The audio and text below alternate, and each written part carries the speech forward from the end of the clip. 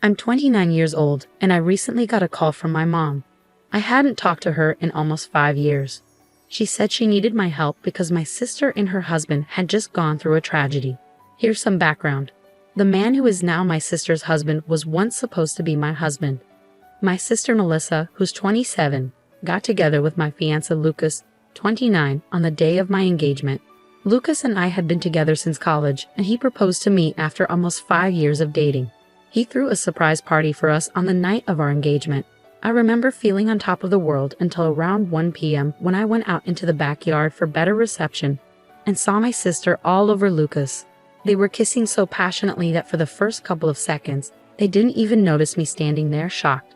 I couldn't believe he would do this to me after nearly 5 years together, especially on the night of our engagement. When they finally noticed me, they broke apart instantly, but the damage was done. I ran to my car, drove to the nearest hotel, and hyperventilated from shock.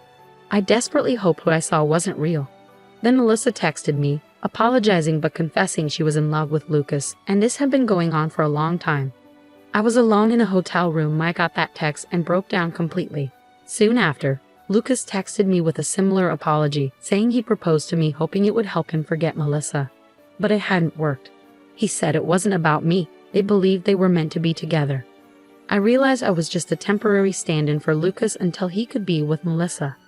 I stayed at the hotel for a couple of days, trying to pull myself together. I felt like I was losing my mind, hoping this was all some cruel joke. After almost 4 days, I went back home because I needed to collect my things and couldn't risk losing my job. When I arrived home, I found out my family had been living with Lucas all this time, waiting for me to return. It would have been touching if it wasn't for how I had left. Everyone had been trying to reach me with texts while I was gone, but I hadn't responded to any of them. So when I finally returned, there was chaos. Everyone hugged me and told me how relieved they were to see me. Even Melissa came up to me, tears in her eyes, and hugged me tightly. I was too numb to react and stood there silently, while everyone surrounded me. Finally, after everyone had settled down, I cleared my throat and explained that I had returned only to pack my things and leave for good. Lucas had been silent until then, but when I mentioned moving out, he spoke up, saying he had already packed and planned to move in with Melissa now that everything was out in the open. To my surprise, my family, my parents, my aunt, and my dad's youngest sister were all smiling broadly despite the situation. Even though I couldn't see any reason to smile, they seemed happy. Melissa stood beside Lucas in an awkward hug, looking at me sadly but with a smile on her face. I couldn't bear it any longer. I asked my family why they were smiling. From my perspective, Melissa had just broken up my engagement and taken my boyfriend of nearly 5 years. There was nothing funny or sweet about what had happened. At that moment, my mother decided to speak up. She said they couldn't change the past but could accept the future, which now included Melissa and Lucas together. Even though their relationship started with betrayal, they felt sorry about it but believed it was for the best. Melissa apologized for taking Lucas from me and expressed regret that I found out this way. She explained they were deeply in love and wanted to be together forever. Then, right in front of me, they kissed, and my mother even wiped a tear from her eye. I couldn't hold back. I told them this wasn't a sentimental moment and their actions were disgusting. To my surprise, my family seemed annoyed with me. They accused me of being bratty and self-centered. Instead of being happy for Melissa, they said I was making everything about myself, and they didn't approve of my behavior. I was shocked by their attitude and immediately demanded everyone leave my house. I couldn't believe they were defending Melissa and Lucas while making me out to be the villain. They acted like my feelings were an overreaction. My father intervened, telling me to stop acting like a child and accept that these things happen. He wanted me to celebrate Melissa finding her soulmate instead of feeling jealous. Their behavior seemed insane to me, and I couldn't handle it anymore. So I decided to leave again without speaking to them or listening to their pleas. Even as they called after me, I kept going.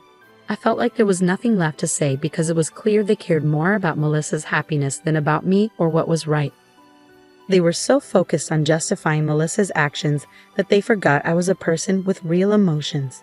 After that day, my family tried reaching out to me multiple times, but I chose not to respond because I didn't feel I owed them anything. A few weeks later, I even received an invitation to Melissa and Lucas's wedding, which I declined, of course. Many of our mutual friends also turned down the invitation in solidarity with me. Even some relatives who knew the truth stopped interacting with my family after seeing how they treated me. It's been 5 years now, and I've mostly cut them out of my life completely. They occasionally try to reconnect by sending me birthday or New Year wishes, but I always ignore them. I didn't block them, but I did remove them from my social media connections. Since my profiles are public, they can see what I'm doing, which is intentional. I want them to see that I'm living a great life and feel a pang of jealousy. It might be petty, but it's the least I can do after how they treated me. Until recently, I had little idea of what my family had been up to over the past few years. About 4 days ago, my mother called me from an unfamiliar number. When I recognized her voice, I almost hung up immediately, but she pleaded with me desperately for a chance to talk, saying they were in urgent need of help. Out of sheer humanity, I agreed to listen for a few minutes. She explained that Melissa and Lucas had started their own business a couple of years ago, but it was failing miserably. Investors were pulling out because of the lack of profit. They had borrowed more money in hopes of turning things around, but it only added to their debt. Now they were deeply in debt and facing pressure from loan sharks, employees, investors, and other creditors. My mother knew I lived a comfortable lifestyle and turned to me as a last resort, begging me to loan Melissa and Lucas money to pay off their debts. She asked for nearly $75,000. I questioned why Melissa hadn't asked me directly for help and why my mother was speaking for her. My mother explained that Melissa and Lucas didn't want her to approach me. They hadn't told me about their financial troubles because of our history from 5 years ago. Melissa wasn't ready to accept help from me, but my mother didn't know anyone else who could lend them such a large sum at short notice. A couple of months had passed and Melissa and Lucas were struggling to make ends meet, even for basic necessities. My parents and Lucas's family were doing their best to support them, but their resources were limited. Both families were retired and needed to secure their own futures, so giving away their savings wasn't feasible. With no other options left, my mother called me to ask for help. I could afford to help them financially, but I didn't want to. Melissa was right not to ask me directly after what happened between us. They forfeited any right to expect anything from me when they betrayed me. I told my mother firmly that I couldn't and wouldn't help them. She sounded hurt and argued that I was being heartless and needed to think about our family. I replied that Melissa and Lucas didn't consider me when they had their affair, and my family didn't consider my feelings while supporting them. So I saw no reason to consider them now either. I had worked really hard to get where I am today, and I wasn't going to just give away $75,000 to people who didn't deserve it. Then my mom called and started crying, saying she never thought I'd become so selfish. She said my sister and her husband would be in big trouble if I didn't help them. I told her I couldn't help, and I hung up. Since then, my mom has been texting me nonstop, begging me to change my mind and think about my sister. She said it wasn't the time for revenge and that my sister was in serious trouble. She thinks I'll regret not helping her in the future. It's really stressful, and I don't know what to do because I don't want to be seen as the bad person. Am I wrong for not helping my sister financially after she stole my fiancé 5 years ago? Update. So I finally decided to block my family. I didn't do it sooner because I wanted them to see how well I was doing and maybe feel envious. Also, I worried I might regret cutting them off if something bad happened to them. But now, I just don't care. I should have cut ties with them 5 years ago. I don't know why I kept them around for so long. That was my mistake. Refusing to help my sister now isn't about being petty. It just makes sense. They've already wasted a lot of money, and even if I gave them some now, they probably wouldn't be able to pay it back. $75,000 is a lot of money even for someone like me who's doing well financially. If I lend that much, I expect it back, even from close friends. But these people aren't close to me, and I can't count on them to repay me. So there's no reason for me to give them money. It's that simple. I talked to a few friends about it, and they agreed I made the right call. It's not about revenge, it's just not practical to help them after how they treated me in the past. Now that my mother can't contact me anymore, I don't have to worry about feeling guilty. Update 2. Hey everyone, something pretty intense happened today. I was at work when my neighbor called to say there was a couple outside my house causing a scene, yelling for me to come out and talk to them. She said they seemed unstable and had been there for an hour, refusing to leave. I asked for a description, and deep down, I knew it was Melissa and Lucas. My neighbor insisted I come home to handle the situation, and I agreed. With Melissa and Lucas, trouble always followed. I thanked her and rushed home to make sure they didn't get inside my house. I got home in about 15 minutes and caught them trying to break into my house by picking the lock. I parked in front of my place and asked them what they were doing. I tried to call the police, but Lucas knocked the phone out of my hand. Melissa then said they were only here to talk and didn't want anything from me, at least not right now. I told them to make it quick and insisted we stay outside in the yard. I didn't feel comfortable inviting them inside, especially since they seemed hostile despite claiming they didn't want anything from me. Melissa began speaking. She said my mother had told her about the phone call I ignored and how I had blocked them all. She accused me of being unfair and said it had been 5 years since the incident with my fiancé, so I should have moved on by now. She claimed I was acting dramatically to get attention from the family and felt insulted by my refusal to help them. That's why she wanted to talk to me. She explained that she had managed to gather the money this time by selling their house and jewelry, but she might need more in the future. Melissa said she needed assurance that I would be there to help again. I firmly told her no. I made it clear she couldn't rely on me because I deeply dislike her and her husband.